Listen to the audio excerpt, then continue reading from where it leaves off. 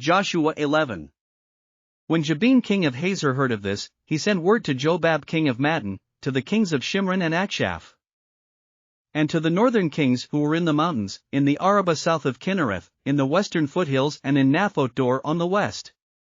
To the Canaanites in the east and west, to the Amorites, Hittites, Perizzites and Jebusites in the hill country, and to the Hivites below Hermon in the region of Mizpah. They came out with all their troops and a large number of horses and chariots, a huge army, as numerous as the sand on the seashore. All these kings joined forces and made camp together at the waters of Merom to fight against Israel. The Lord said to Joshua, "Do not be afraid of them, because by this time tomorrow I will hand all of them, slain, over to Israel. You are to hamstring their horses and burn their chariots." So Joshua and his whole army came against them suddenly at the waters of Merom and attacked them. And the Lord gave them into the hand of Israel.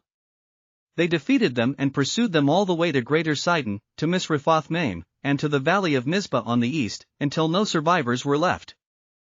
Joshua did to them as the Lord had directed, he hamstrung their horses and burned their chariots. At that time Joshua turned back and captured Hazor and put its king to the sword. Hazor had been the head of all these kingdoms. Everyone in it they put to the sword. They totally destroyed them, not sparing anyone that breathed, and he burned Hazor itself. Joshua took all these royal cities and their kings and put them to the sword. He totally destroyed them, as Moses the servant of the Lord had commanded.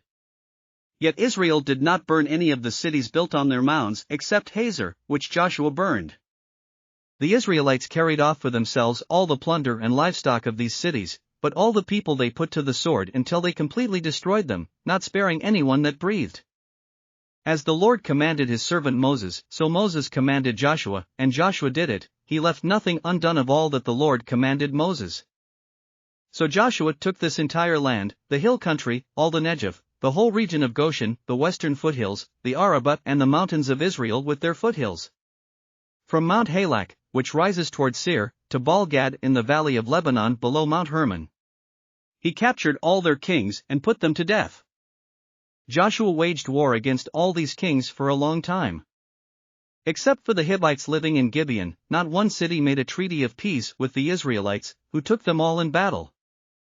For it was the Lord himself who hardened their hearts to wage war against Israel, so that he might destroy them totally, exterminating them without mercy, as the Lord had commanded Moses.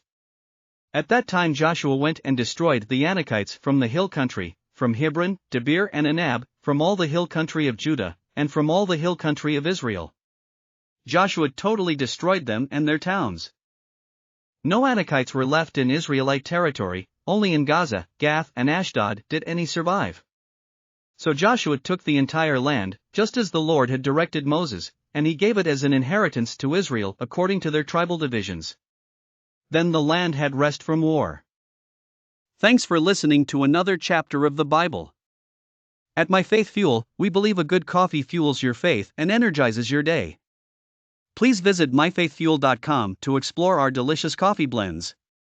Part of each purchase goes to training worshipers around the world. Thanks for listening.